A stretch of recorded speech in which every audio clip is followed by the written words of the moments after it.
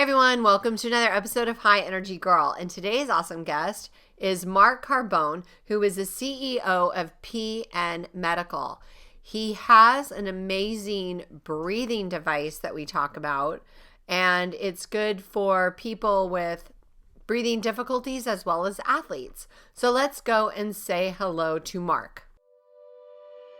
Hey everyone, welcome to High Energy Girl, a podcast helping women to age stronger because it is never too late to get fit, be strong, and feel sexy.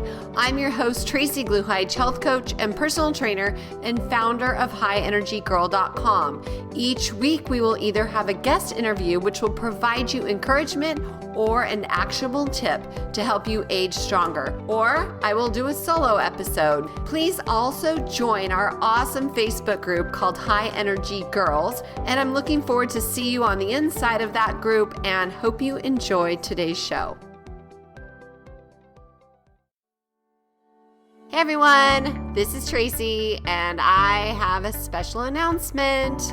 In order for me to help more women age stronger, I have created a 90-day one-on-one coaching program. And the goal here is to teach women over 50 how to age stronger while burning fat and boosting energy without going hungry or living in the gym. If you'd like more information, please hit me up at tracy@highenergygirl.com or friend me on Facebook and send me a message. I have a goal of transforming 1,000 women in the next year, and I hope you are one of them.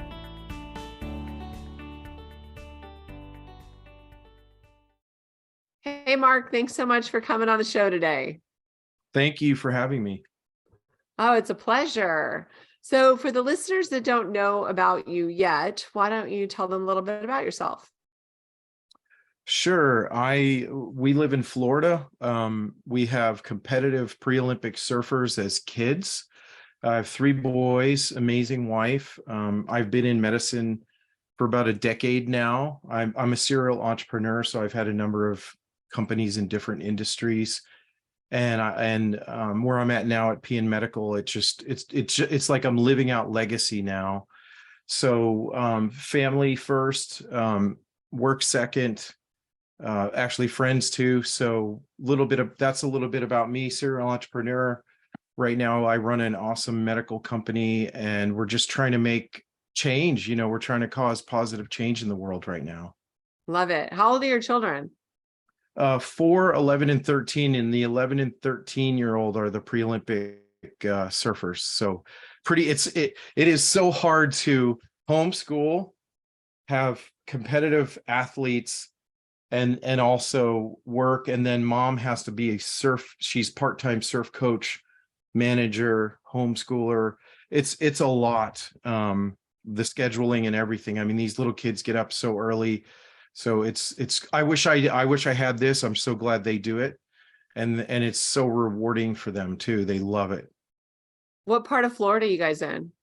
We're in the middle, Cocoa Beach. We're actually moving to Wilbur by the Sea. It's about an hour north of here. So think about NASA. We're just an hour north of NASA. So on the Atlantic side? Yes. Mm-hmm. Okay. My dad lived in New Smyrna Beach. Oh yeah, that's where we'll be. Yeah. Oh, okay, cool. Yeah, I've visited there lots of times. So. Oh wow. Yeah, nice area, small world. Yep. So what inspires you these days? Like, what do you find that the people you come across are most excited about? That's a great question. Well, what inspires me, it's a passion of mine that I've had.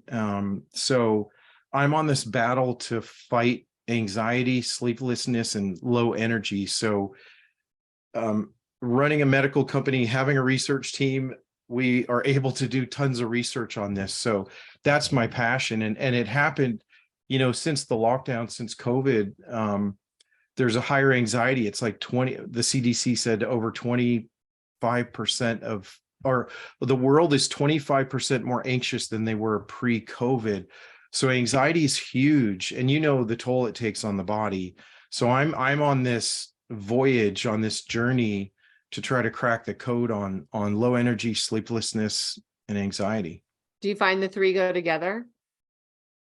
It's personal. It's me, but the more people I interview, so, and they're going to do a documentary. I'm going to be in a movie, and I'm doing a book about this. So I just got the deal just recently, just a month ago. Congrats. Yes, it seems like it resonates. I mean, I can ask anybody and they're anxious. Everybody's at this little level. We're more anxious than before. So it resonates when I talk to people. Cool. Why do you think they're more anxious now?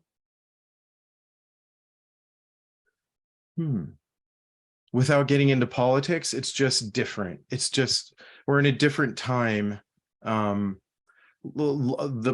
things that are right are now wrong, and it's just the world is changing rapidly, and there's a lot of strife.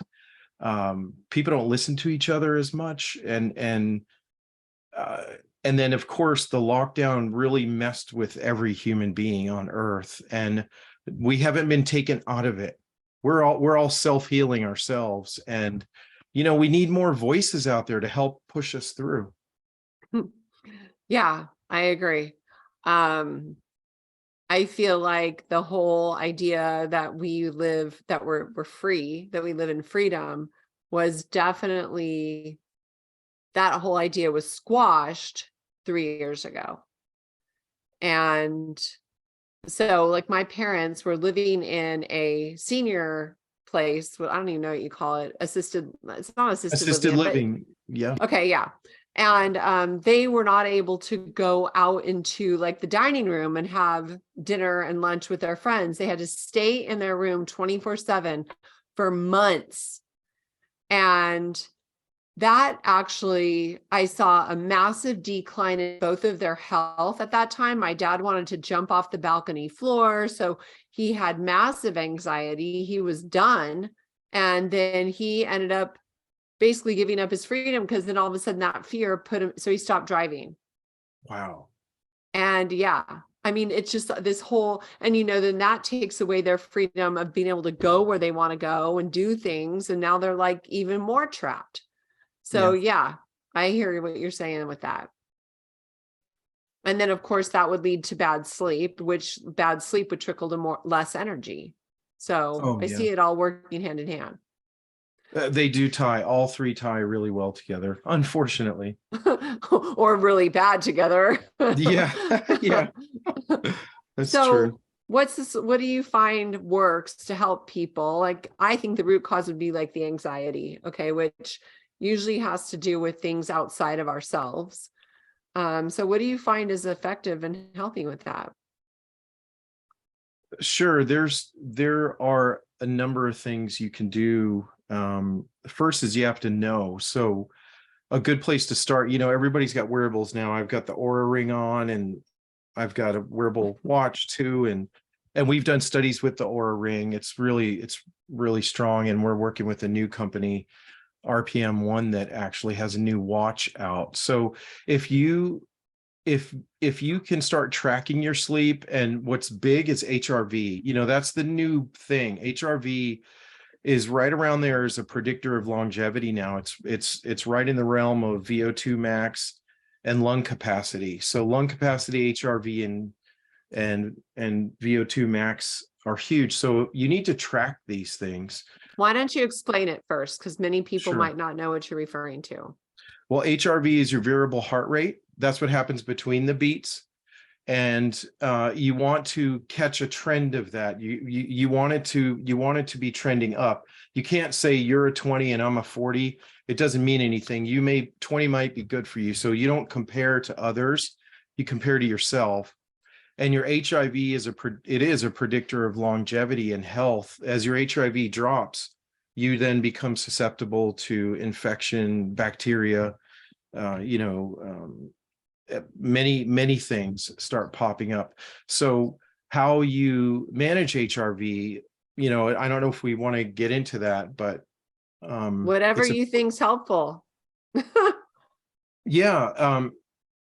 So first you track it, and again, HRV is one of the key components. It's about sleep. Sleep is a big contributor. How do you manage stress? Do you have a way to calm down?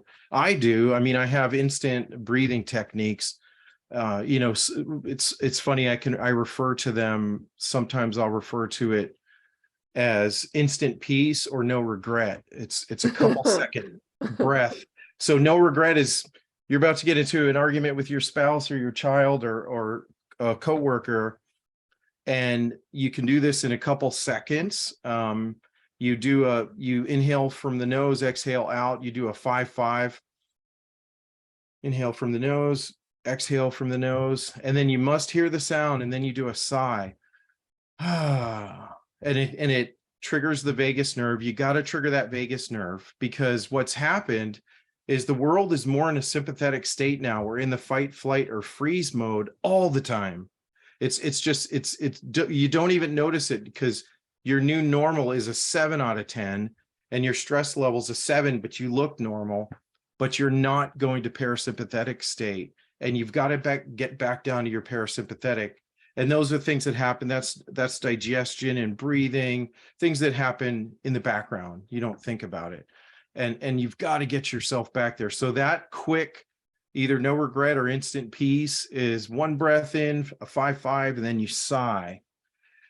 And it instantly triggers a slowdown, and it hits that vagus nerve, says, slow down. Parasympathetic just said, let's take it easy. So you just do one round of inhale for 5, out, exhale for 5, and then a sigh. I'm writing this down. Yep. That's a good one. Oh yeah, it's and you feel it. I mean, if you did it right now, when next time I'm talking, try it and you'll see yourself. You'll relax like 2 levels. It's amazing. And getting back to that is, I call it the Mike Tyson effect. I'm sure sports fans know this, is that everybody's got a plan until Mike Tyson punches you in the face. and you have to have a plan B. So, you've got to be able to step away from the outcome. And that's key. That is key to stress. If you can distance yourself from the outcome, it's hard. It's easy to say, right? Extremely difficult to do. Like when I watch our boys compete at surf competitions, I'm like, come on, you got to win, go. And then, yes, you want to, but you've got to step away from that, because they sense it too. And they're feeling it. They're feeling your stress, and it's just going to mess them up. So stepping away from the outcome's huge. And some of these are simple. I mean, like exercise 10 minutes a day. Just make it a habit, 10 minutes a day. Energy, where does energy come from? It's 2 things. When you boil it down, it's just oxygen and food, and it's how our cells process those things. So if you just boil it down to how you move oxygen back and forth with your carbon dioxide and the food you choose to eat, those things matter significantly. So oxygen efficiency is huge. That's where you're smart breathing. It's where you're belly breathing. And I've got a number of other techniques. You tell me when you want me to share them. I can share it at the end. Some other techniques to really activate your systems and to get in the proper state. Cool. How can you tell the difference if you're in sympathetic or parasympathetic nervous systems? Good question. Well, if you're in I guess if you just focus on the sympathetic, if you feel like fighting, running, or freezing, you're tapping your sympathetic. If you're easy to agitation, you're in a sympathetic state. It's that easy. Hey, because earlier you said that many people are there and don't even realize it because it's their new normal. Well, you know what you can do? Do this. Here's the trick.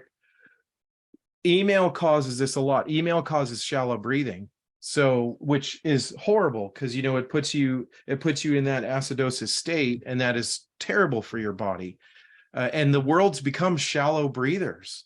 80 to 90% of humans are actually dysfunctional breathers once they become adults. We start breathing from the belly, and next thing you know, we're chest breathers. And once you hit past 60, 70, you become a shoulder breather. And all that's doing is activating the sympathetic nervous system when you do that. So to answer, what was the other part of your question? Is how can you tell the difference if you're in sympathetic or if you're in parasympathetic? Oh, when you're doing email, try to do this. after you do it, step away for a second.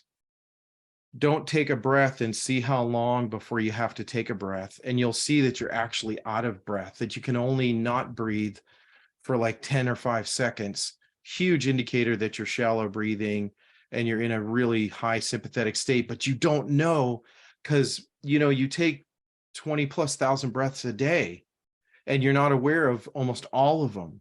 What I do for a living, help people, with their respiratory system. Yes, I watch people, I watch them breathe. I'll go into a coffee shop. I'm like, oh, I wish I could tell that person how to breathe properly. They change their life if they make a couple little changes. So it's easy for me to see someone there in a sympathetic state. I hope that helps. So what if you see me in a coffee shop and I am breathing wrong and you want to come help me and you just can't fight the urge and you come over and you say, oh, I'm going to help you breathe better. What would that look like and how would it make my life better? Wow. What would you tell me to do? All right. So first I'd introduce myself and let you know that hey, it's okay. We're just, I'd say, hey, new friend, my name's Mark. And then start talking. And I would say, I've never done it. I've never done this to a stranger, but I'd say, I noticed, I'm in medicine and I noticed that it looks like you're shallow breathing. Could you just put your hand on your belly and try to breathe from your belly? Just inhale from your belly, make your stomach, extend and go in and just feel your belly. And see if you're breathing from there and see if your chest is moving. So are you a chest breather? Is your chest moving when you breathe? Is your body lifting up? Or are you breathing from your stomach? Are you quiet? Are you quiet breathing? Okay, so I'm breathing through my chest. Yep. What's the problem with that, Mark? Keeping it without all the medical terms, you're agitating and you're triggering all the muscles around the respiratory system, not the right ones, not the lower ones. You're getting the extra muscles. And what that's doing is it's not letting the lungs fully expand and then contract. So if you're not getting that full expansion and contraction, you're not getting the right amount of oxygen and you're not pushing out the right amount of CO2. So the effects are you're not getting the right oxygen. And this is really interesting. It's scientifically proven that, there are about 23 diseases that we work around besides what we do with human performance with athletes, with the, medical population, as we study them and we're watching the way they breathe. Did you know that a lot of times after age 70, you never take a full breath again, ever? And a lot of disease, it's proven that almost all major disease, there's a component of oxygen. The wrong combination of gases are part of the cause of it. Of course, COPD, asthma, chronic heart failure, boom, right out the gate. That's oxygen is right there. It's that dirty little thing in the background working its magic. That's how important it is. And you don't notice it until it's too late. Until you get COPD or you feel breathless, you notice it, and you should notice it 30 years prior. Got it. And so I used to teach Pilates, so I know about proper, belly breathing. But if you were to teach someone how to do like rounds of breath work to get into a proper practice, what would that look like? Keeping it its simplest form, it would be the belly breathing. Put your hand on your belly, one hand on the belly, and breathe through your nose. And you're just inhaling and exhaling slowly, and think to do either a 4 or 5 cadence. You're inhaling 4 or 5 through the nose and exhaling. If you want to calm down more, you exhale longer. So you could do a 4-6. You inhale 4, exhale 6, and just do that for a couple minutes. Something we've noticed, this is really interesting. We're blessed that we just finished a 2,000 patient study with Mayo Clinic, and it was on COVID patients, post-COVID, long COVID especially. And something profound came out. The research will not be published for a few months yet. Mayo's publishing it, so I can't share everything, but I can share some things. And we just got a couple patents on a few of the things we discovered. So we work with pro athletes, Olympians, all the way down to amateur weekend warriors, CrossFitters, and also military too, a lot of special forces, and then the medical populations. And what we saw with the top 1%ers is they as well had poor breathing technique. And we realized since 80 to 90% of the population does have some sort of dysfunctional breathing, we realized that people have to reset. COVID was big for this. Wearing masks were huge for this. So what you do is what we recommend now before you even use our devices is that you reset your breathing pattern. Your autonomic nervous system has been hijacked, and a lot of us have a form of dysautonomia, and that's your automatic nervous system, the things happening at the parasympathetic level. It's been taken off its kilter a little bit. So if you just do this 10 minutes in the morning, breathe, and just do 5 inhales and exhales, 5 in and 5 out, and don't take a break between breaths, just in for 5, out for 5. Do that 10 minutes in the morning, 10 minutes at night, at least 3 days. We do recommend up to 2 weeks, and it retrains and gets you back reset. So we have to do this with NATO fighter pilots. We've had them start with the reset before they do the respiratory muscle training. So the whole world needs this. Interesting. So what if your natural exhale is longer than your natural inhale? So 5-5 to me is too short. Would you recommend seeing what your rhythm would be that feels good and just do that? Or do you recommend sticking with 5-5? Wow, if you are a longer exhaler than inhaler, more power to you. That you're already off to the races in a good way.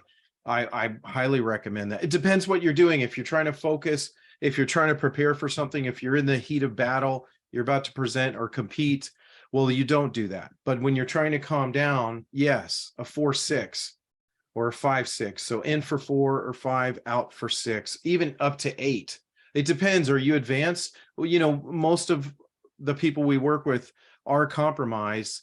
So I'm talking for mostly healthy people, they can do these things, a 5 or a 6 or up to an 8 or a 10.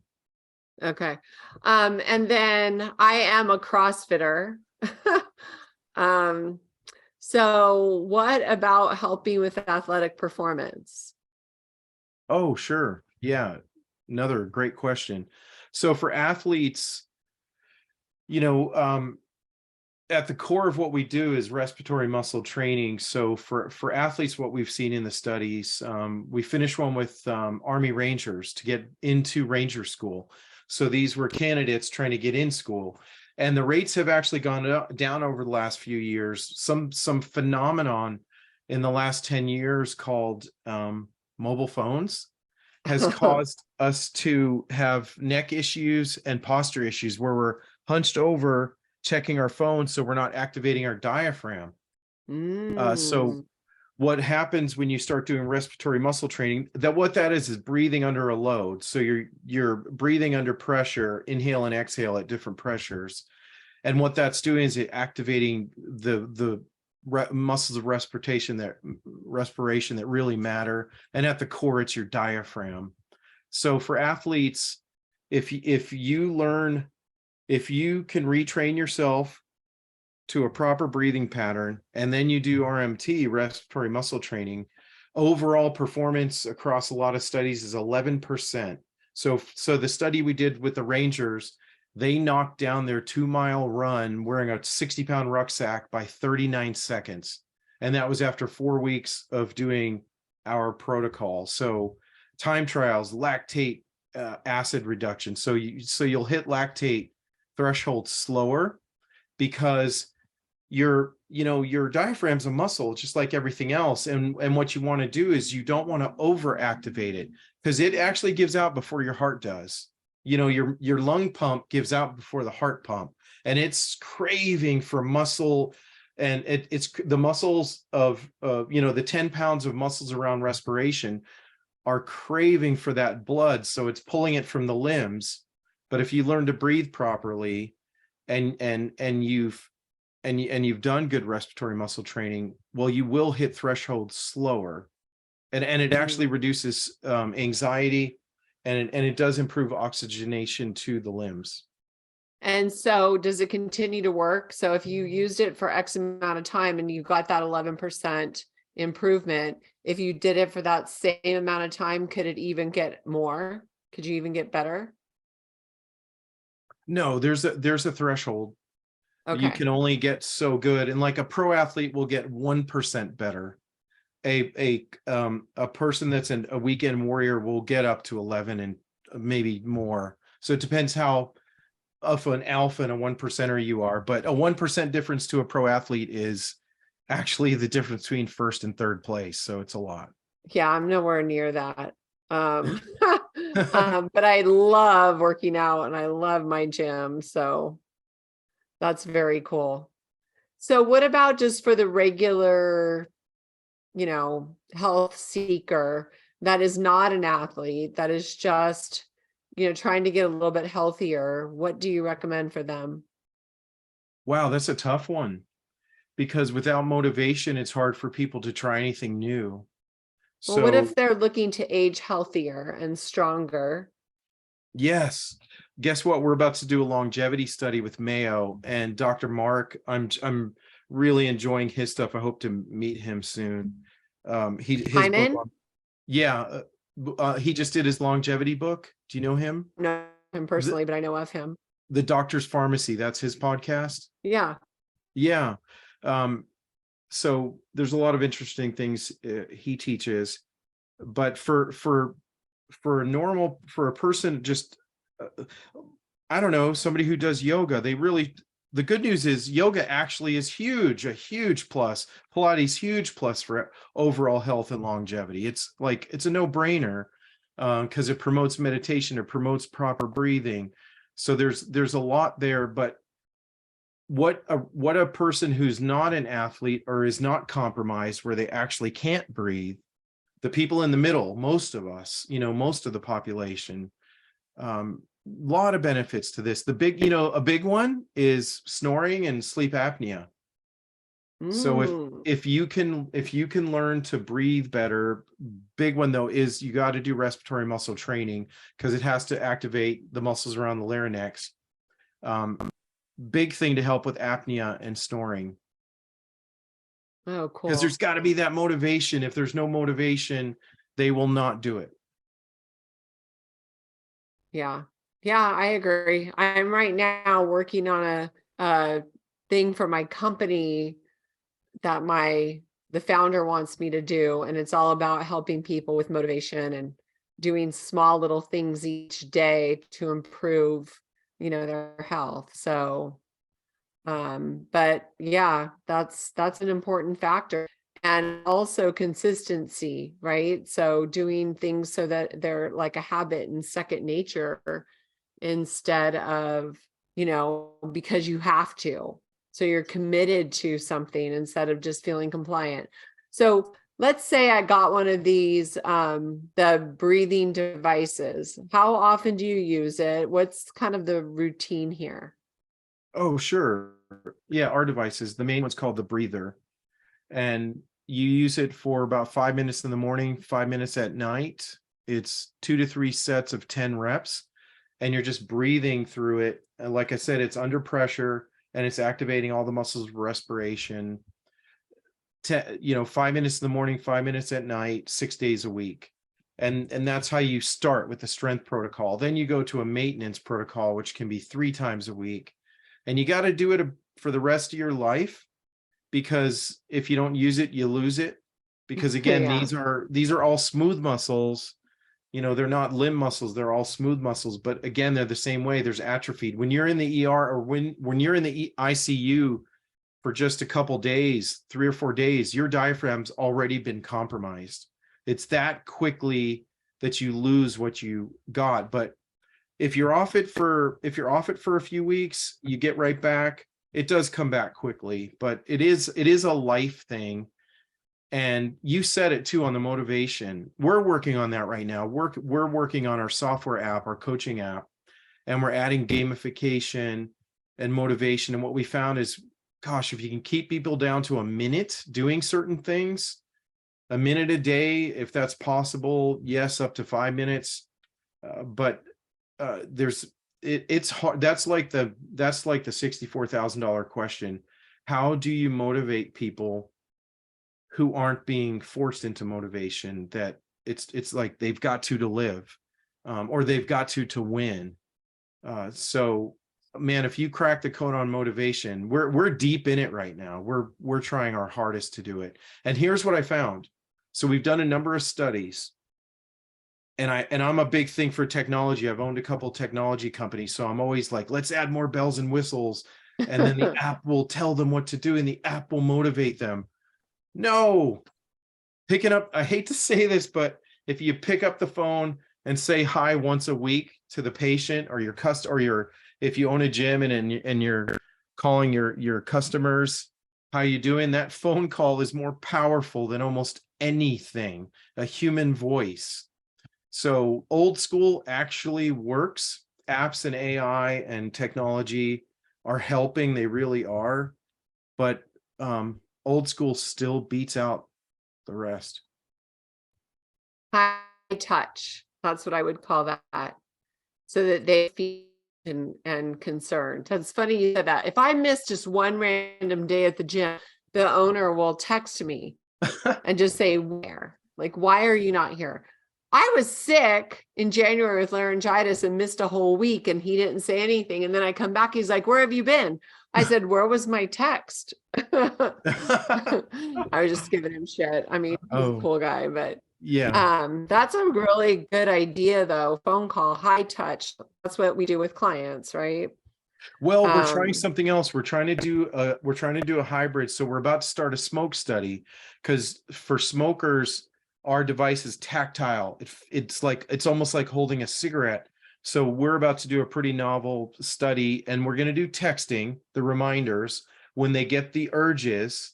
We try to text them when the urge hits, because we can't call them all the time. It's too expensive. It's impossible. Oh, sure. It'd be $20,000 per person.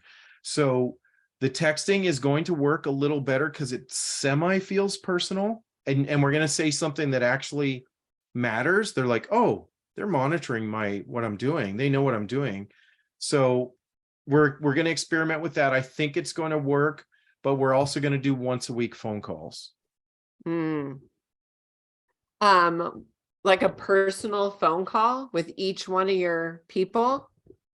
Yeah, yes, for the smoke study. Because this is addiction. Listen, nobody's beat it. No one's beat this one. So it's the relapse rate's pretty high. Yeah. Yeah, that's cool. I'll be following and seeing. I don't know anybody who smokes, thankfully, but that would be curious to see how that works. And obviously they have to want to quit smoking in order to participate in your study, right? Is that one of the parameters? Yes, they have to go through a survey. Yes. Okay, I would hope so. Yeah. That's cool. And once it becomes a habit, like I think it's actually going to serve two purposes: is sitting there and just going within, using the device and just like centering yourself in the morning and at nighttime is going to help you sleep better. Also, it's going to help you kick off your day better. How about this? A mantra. What if you give them a mantra so they breathe in like, I am strong. I am, some sort of a thing that they can say to themselves, Oh man, that would be powerful. I mean, we could build that into the coaching because it coaches you through the breathing. That's a great idea to add some mantras. I mean, think about it, because you're taking that beautiful intake of oxygen, and then you're letting out all the toxic stuff. And CO2 is not toxic. You need it. It's so important. We're doing so much on the power of CO2, but you do have to exchange it. So I love that idea about that mantra. Yeah, that might be good. It's fun to be able to brainstorm things. Yeah. So, Mark, how do people find you? Like, how do they find these devices? How can they go ahead and get one for themselves? You can search the breather on Amazon, or to see all our evidence and research and really go deep, you just go to our website and you can still search the breather or PN Medical. I think searching the breather is easier. Oh, okay. Do you really want people buying them on Amazon? Well, we sell it for the same price. It'd be nicer if they come to us, and maybe your customers would get actually a discount. I didn't even think about that. Well, I'm going to suggest that my listeners directly to the website, pnmedical.com, because then Amazon doesn't take a massive cut on profit. You know, small businesses, they need to hold on to, you know, all the profit that they can for development purposes. And plus they work hard. Let's face it. Wow, I appreciate that, because they take 32% off the top. Yeah, Yeah, it's pretty sad, but it is what it is. So, yeah, but I always encourage people to go to, you know, your own website. yeah. Thank you for that. Awesome. So would you like to give any parting words, any encouragement, or close with anything else? Yeah, do you want a couple breathing techniques? Yes, please. That's perfect. Okay, so how many of your people are competitors? How many of your clan, of your community compete? Probably not a lot. I would say most people want to just age healthier.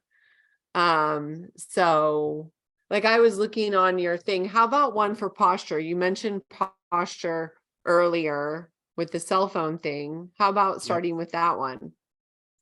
Well, posture is part of every breathing technique we do, but I don't have there's no breathing technique for it. Actually helps posture, respiratory Oh, muscle, because a big part of your diaphragm's in your back. It goes all the way to your back. So when you strengthen your diaphragm, it actually helps with posture. So the fact you said that's huge. So a couple, how about sleep prep? okay, perfect. Okay, this one's really simple. We all know keep the room dark, and don't watch TV, no technology. We know all that. And so a breathing routine, the simplest there is you just do a 4-2-4-2. So you inhale for 4, pause for 2, exhale for 4, pause for 2. And you do that, you try to do that until sleep. And on your inhale, you do an affirmation, and if it's me, if you love God, follow God. For me, it's Jesus, and I take in Jesus, and then I exhale whatever the problems were of the day, and then that brings me to peace. So the sleep prep is real easy, just 4-2-4-2, and hopefully Mm, 5. It could speed up. You could get sleep quicker, 5 to 10 minutes, if it's hard for you. Another one is say you're having a panic attack, or you're just so stressed out, a calming routine to really tag that parasympathetic system is a 4-6-2. So what you're doing is you're going in for 4, exhale for 6, and hold for 2. And you do that for just about a minute, and you end with the sigh. mm. When you end with that sigh, just boom, it hits that vagus nerve, triggers it, and it just calms you down instantly. It's like you will feel it. Like if you're listening right now, do that. Do a full breath, take a sigh, and I'll go back to that one, the instant peace or the no regret. It's the, inhale for 5, exhale for 5, and then do a sigh. And the So is extra, the sigh, hold on, let me ask you this. Does the sigh after every round of breathing or when you're done with all your rounds? Oh, good question, because sometimes you do more than 1-5-5. You may do 3 or 4 breaths. Then you sigh at the very end. Okay. At the very end. Okay. And you were going to do one more? Let's see. How about instant focus? If you're about to be on a podcast or you're about to Woo! do something, instant focus. That's a sharp inhale from the nose and then a sharp exhale from the mouth. So it's, and then after, so you do that 3 to 6 times, and then you do a big belly inhale, hold for like 20-30 seconds, and then a slow exhale. So inhale, hold 20 or 30 seconds, exhale, and boom, you're just turned on. You've gone to the front of your lobe. You're at the front of your brain. You are ready to either compete, speak, talk to someone, do something, talk to a coworker who's you're being agitated by at the moment, or your boss to get a raise, whatever it is. Yeah, we did that one in yoga. Sometimes she would use arms. So like that, and then end with that slow one. So that was like a good morning yoga. So when you get ready for the rest of your day. Yeah. Powering. Awesome. Well, you are amazing. And I'm so excited to follow your work that you have coming up. Yeah. And I just want to thank you so much for coming on and sharing all these beautiful techniques. And I'm going to encourage everyone to go check out your website, particularly the user stories tab, so that you can see how these breathing techniques and devices are actually helping people with all kinds of different conditions. Well, thank you so much. And like I said, my wife and I are now fans of your podcast because she just loves it. And I actually am enjoying it too. Aw, thank you so much. That's so sweet. Thank you for listening, everyone. I hope you enjoyed the show. And for complete show notes, please head on over to highenergygirl.com/show and go out and make it a great day. This podcast contains the opinion and thoughts of its host and guests. It is intended to provide helpful and informative material on the subjects covered. All statements made on the podcast have not been evaluated by the FDA and are not intended to diagnose, treat, cure, or prevent disease. If the listener requires professional assistance or advice, please contact your personal medical doctor. Both host and guest specifically disclaim any responsibility for any liability, loss, or risk, personal or otherwise, which is incurred as a consequence directly or indirectly of the use and application of any of the contents of these episodes. Like I said, this is my opinion and I could be wrong.